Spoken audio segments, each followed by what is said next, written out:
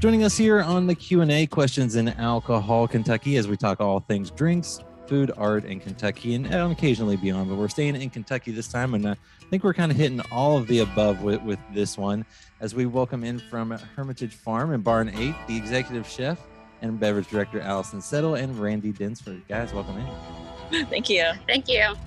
Well, I appreciate y'all taking some time, and obviously you guys have some very nice titles, but before we get into kind of what you do, can you guys give me a little bit of background on just who you are?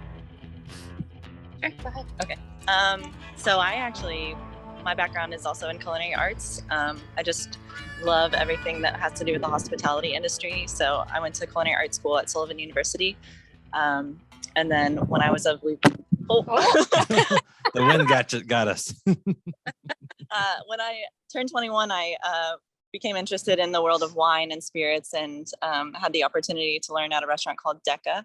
I got to learn a lot about wine and kind of initiate myself into that whole world, and eventually got to open up Barn8 Bourbon Company, which is a distillery in Barn8, Kentucky, as a brand ambassador and spirits educator. I was there for a couple of years and eventually became the beverage manager. Got to learn all kinds about bourbon, just the whole array of different things that you can do with bourbon, educating people about it, doing tours. And then we also have a very cool vintage library there.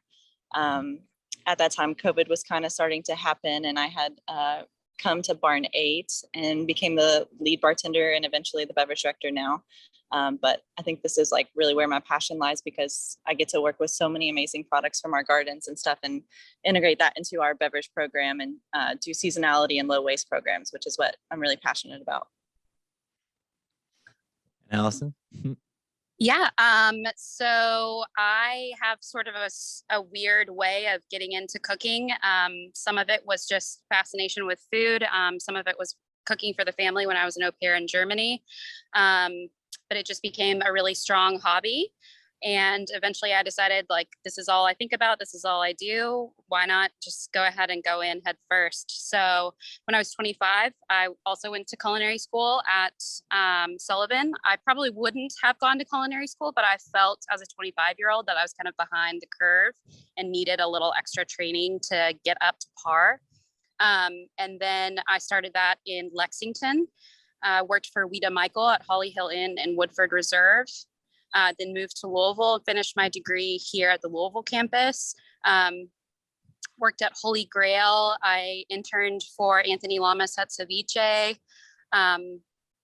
Ended my 3-year stint at Holy Grail as sous chef, gave birth to my son. And then since then, it's been Portage House, Grail House, Lupo, Red Hog, and now Barn8. So just working on that resume.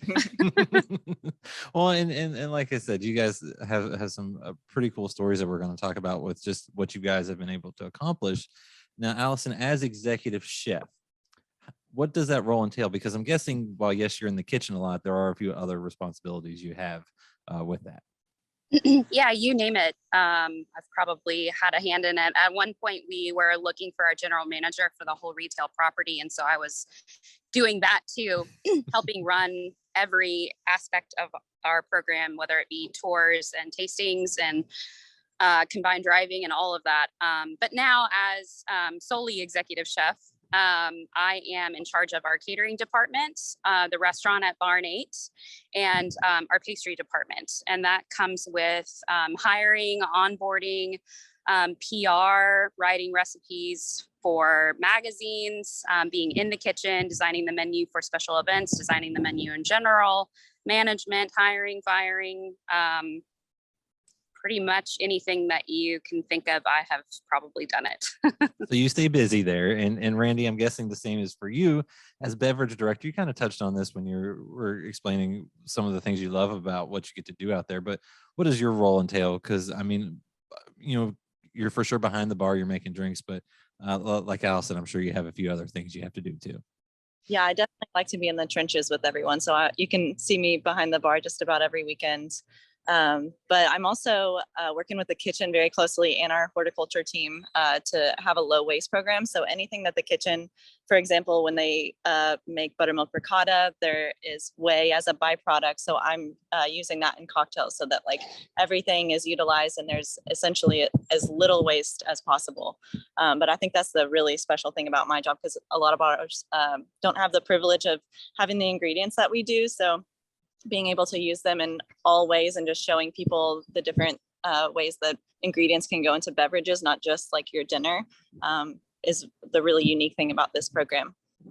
We also have a farm store that has a selection of wines that you can drink like after you do a tour and have a picnic on our patio. We also have a bourbon library. So we have a single barrel program. It's a really cool experience. We get to take everyone. So we take Alison and a couple members from the kitchen, as well as our managers, some people from the staff that really just like love bourbon. We kind of have a mix of different like palates each time we do it, but those barrels are special to us and they're available in our farm store and our bourbon library. And then we have an extensive wine list, and obviously our cocktails are changing all the time just with the seasonality and stuff.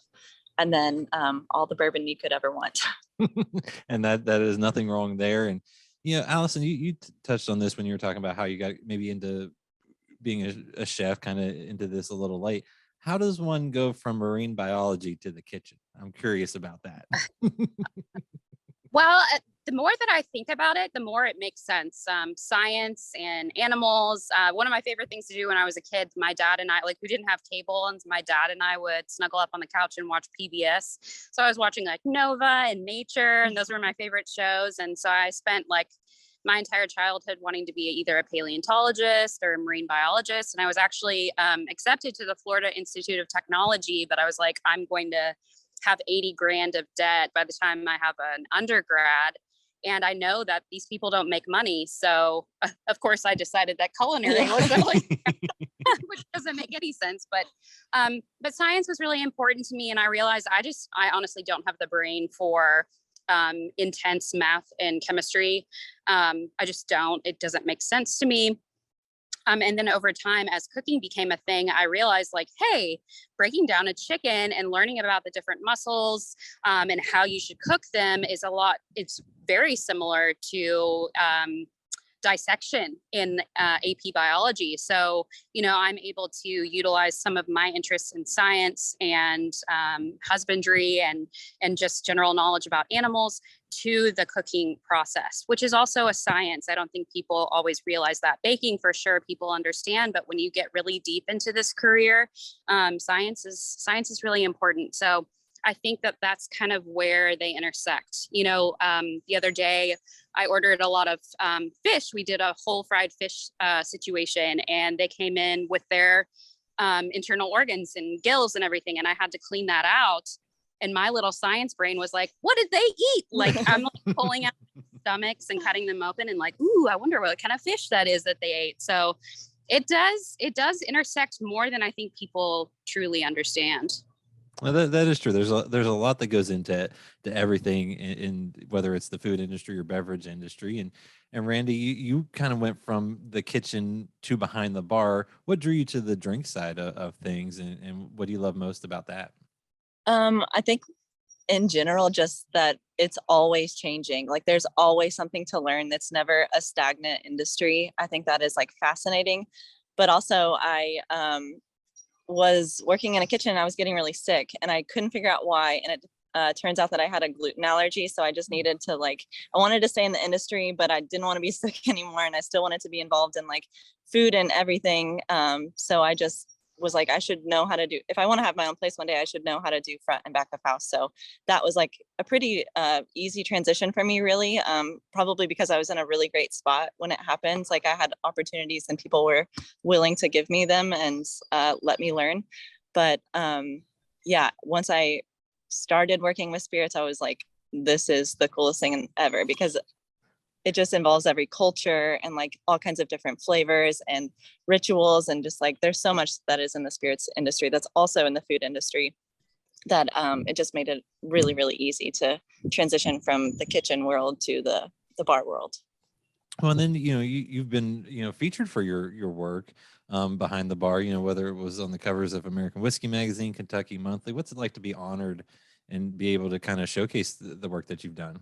It's a shock. It is a shock.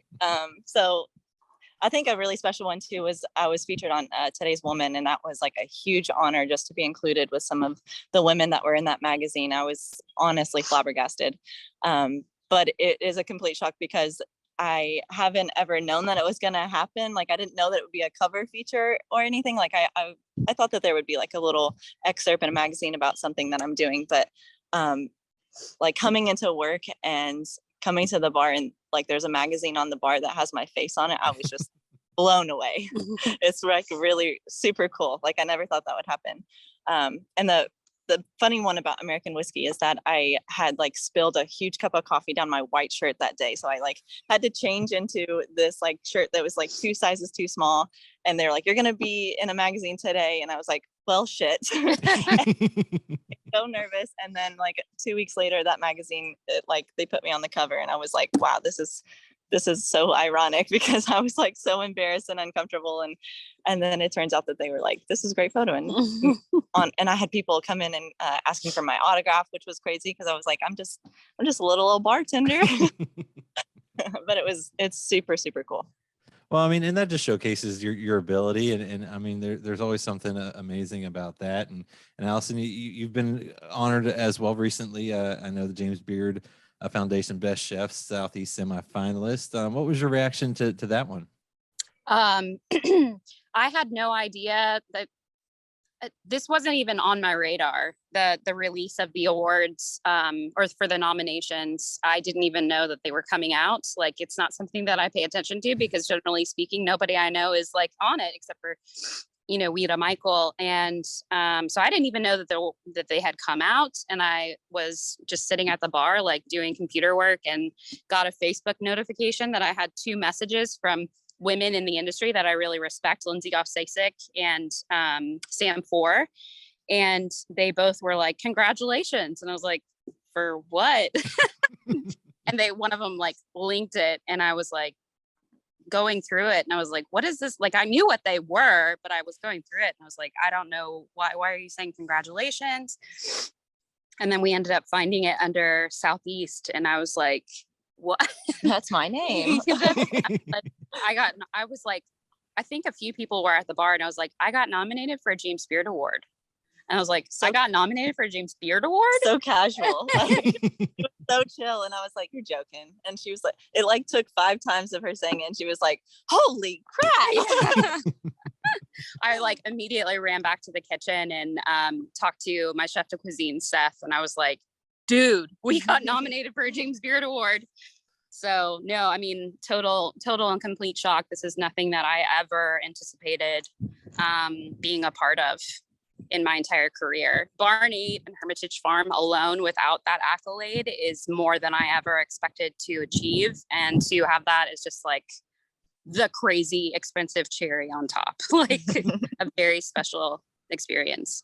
Well, and like I said, for both of you, I mean, it showcases your abilities and what you all are doing out there. And then, Alison, I know you've also been able to do some other fun things, whether it's be on TV and culinary competitions, things like that. What is that side of the job like? And when you get to kind of step out and be in front of a camera?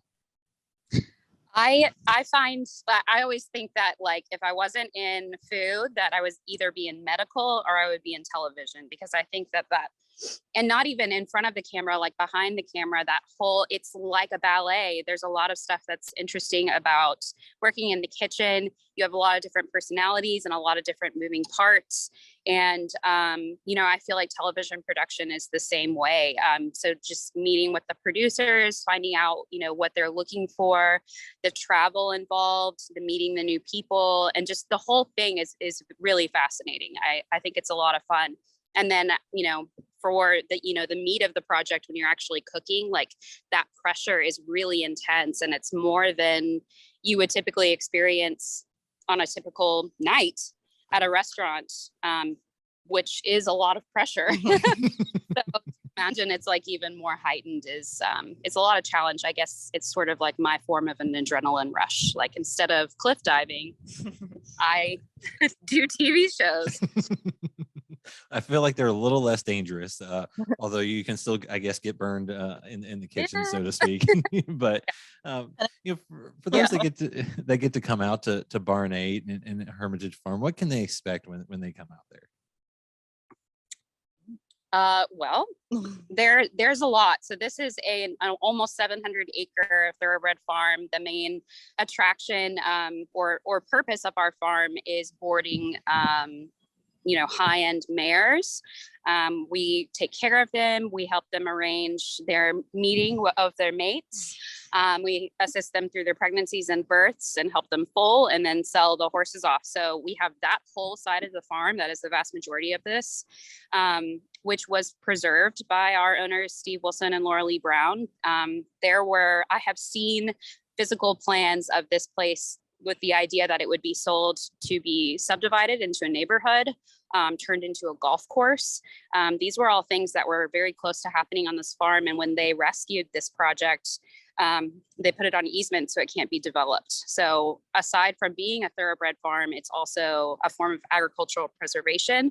And we've added those facets in the form of our horticulture team with the prop house and the greenhouse. We also have combined driving, which is carriage, dressage, marathon, and cones. That's something that we do here. Then we have the restaurant. And then we have a focus on bourbon. So we have our bourbon steward and Randi, our very talented beverage director, who are always working with local processes and distilleries. So it's pretty much an encapsulation of the best things that Kentucky has to offer. I think that's the best way to put it. Yeah. I was gonna say there's just a few things going on out there, and you can spend a whole day and have a lot of fun. Yeah. The essence of Kentucky is what's here. Yeah. I love that. And Randi, for you, and when folks come and get to experience the bar or even, the bourbons and things like that, what will they expect and what will they get there? I think that crazy cool cocktails is what we have to offer, which is really fun. We also focus on very natural, biodynamic, and not the big name wines, which we do carry some of them, but I also want to feature people and vineyards and wineries that people might not have heard of. So I like to show things that people haven't been exposed to, as well as we try to stay on top of every bourbon trend that's coming out. And then our single barrel program is really unique. So those are expressions of Weller, Woodford, Maker's Mark, Peerless, barrel craft bourbon, all of those that you can buy at the liquor store. But if you want a unique expression, you can come get one that will go with our food really beautifully. That's also why we use a wine program that is all natural, because we're doing a lot of fermentations here.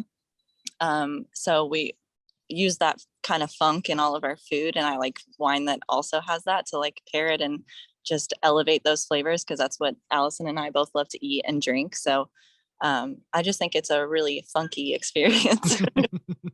I love that too. And you guys, you both have talked about this, how important is it to incorporate the farm, what's grown out there, and then maybe regionally from Kentucky, maybe a little further?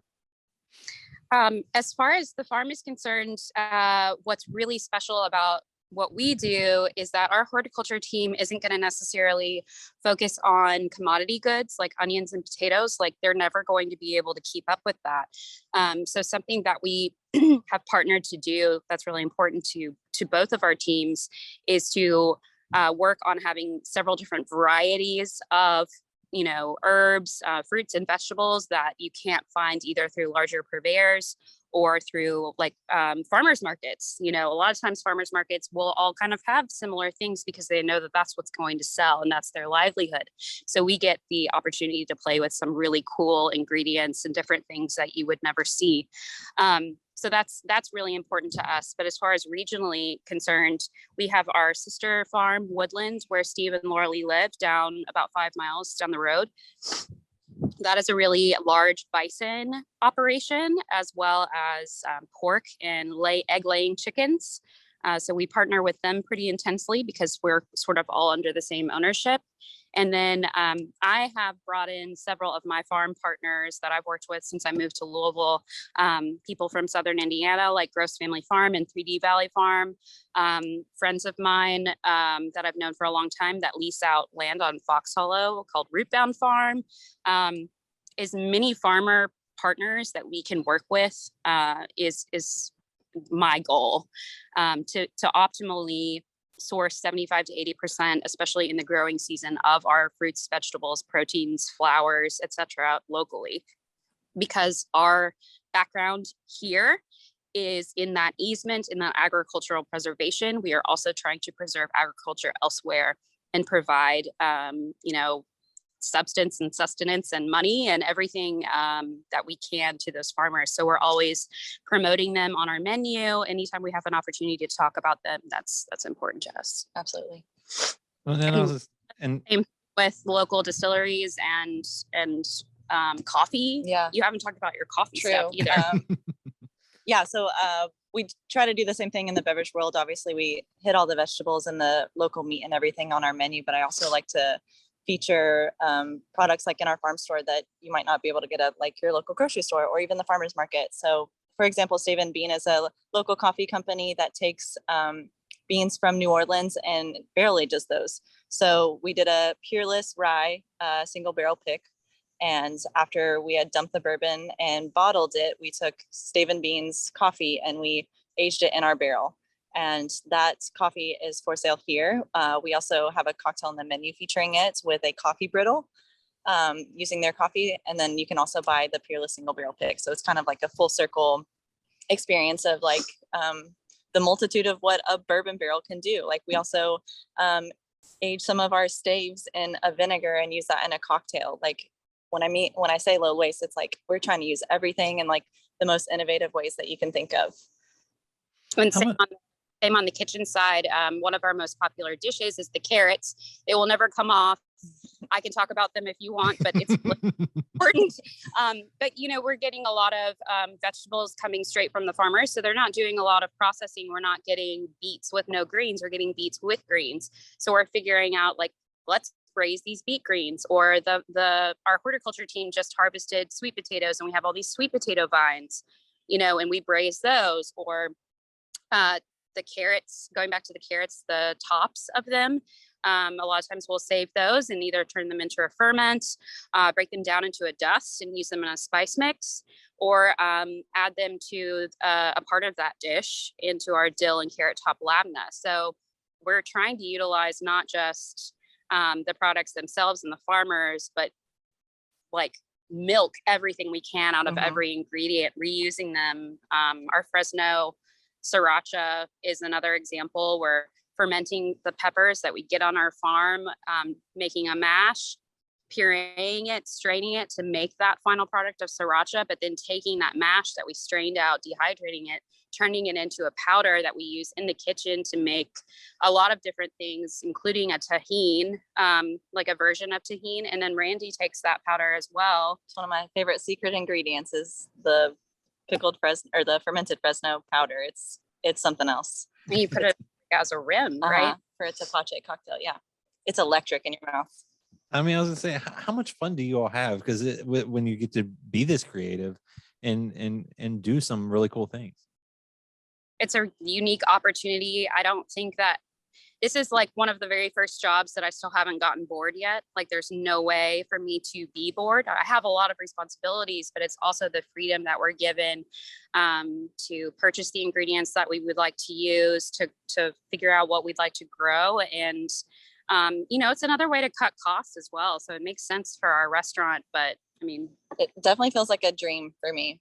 And also I think that we try to cultivate a culture that is like inspired and has like a want to learn. You want to learn about Kentucky and what it has to offer and all the vegetables that we get to grow here, and just learn about an individual product, even like learn about carrots, like learn about all the things you can do with carrots or peppers, or just everything that we have to learn about is like really fun and really cool. And the more people that we have on our team with the same mindset, the more creative this place gets. Like, we couldn't do it without the team that we have, because everyone has new ideas or new techniques or methods that they want to try out. And we're all about experimentation, and just like, the world is our oyster when you have so many creative people in the same place and all this amazing stuff to work with. Yeah. Well, and then, when folks are coming out there, what fun things that you can tell us do you have up your sleeves for the summer?